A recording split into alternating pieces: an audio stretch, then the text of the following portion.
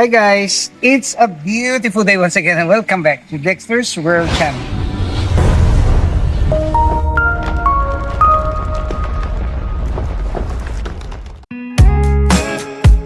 It's a Sunday morning and for this vlog allow me to just answer a few of the questions posted on my email and even on my messenger about the pispan. The first question that I saw is that how would you maintain the water parameters in the pond, considering that the water is green and it seems that the water is stagnant. Well, let me tell you that though this water is green, this is not a stagnant water because we always had this overflow and we have this exit pipe right there, and the water will just pass through from this pond going to the canal. And let me tell you as well that the source of our water here is the stream from out there.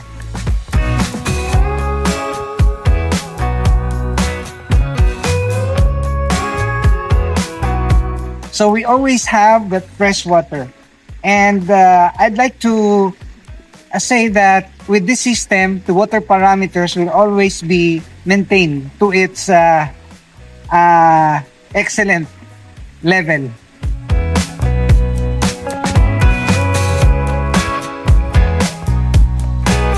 So this pond will not become successful and our production will not be attained and realized if we fail to maintain the water condition. So the overflow of the water is actually the key for the success of this farm.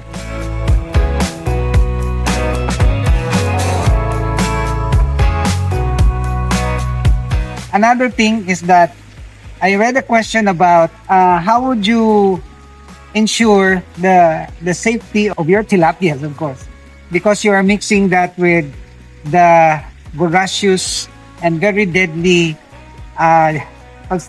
catfish or the hito.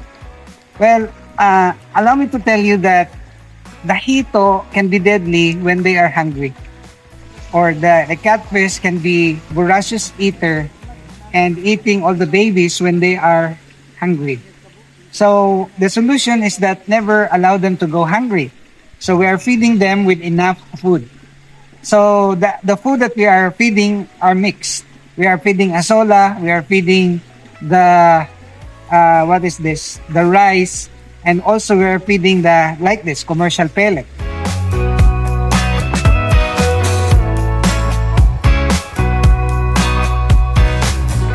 But the main food that we are giving here, since we have this restaurant and we have many kitchen leftovers, is the rice.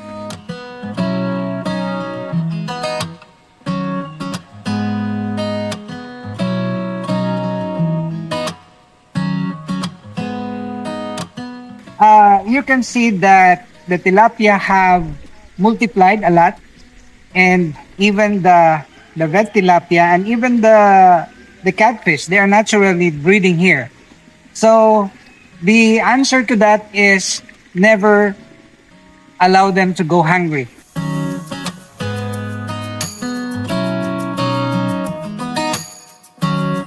And the third question that I've read is that, are you getting supply from the pond for your restaurant? My answer is a big yes, because the tilapias already growing and they are multiplying, and we have a vast supply of food of tilapia and even the catfish.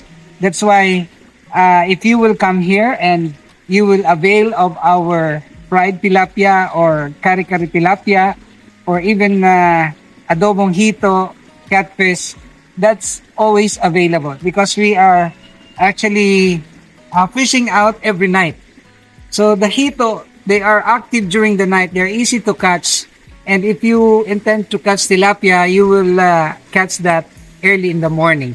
So that's the practice that we have done here. And another question that I have read is that isn't it that your pond is already overcrowded? My answer is yes. That question is very logical. In fact, my problem today is how to decongest the population of the pond, because the pond is now very congested. It's overpopulated, and every morning we are uh, seeing this kind of situation, like they're gasping for breath. So the issue here is addressed to increased aeration. In fact, just today I received our submersible pump that will add for the aeration to the pond and will benefit our fish.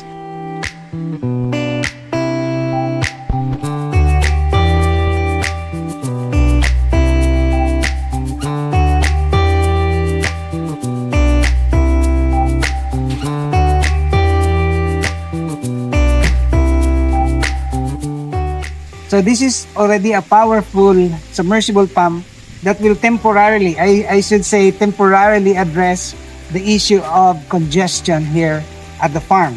So all those questions are actually valid questions, and I'm so thankful because this can also help our co-farmers in addressing the issues and problems that they confront with respect to their fish pond.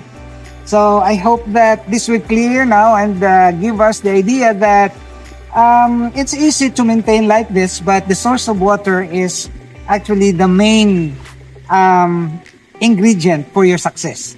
So thank you guys for watching. I hope you continue to like and share our videos. If you are not subscribed to this channel, may I humbly ask you to please subscribe, hit that notification bell, because we're uploading videos very regularly. And shout out to the members of this channel. To the new subscribers, thanks a lot. See you in my next vlog, only here at Dexter's World.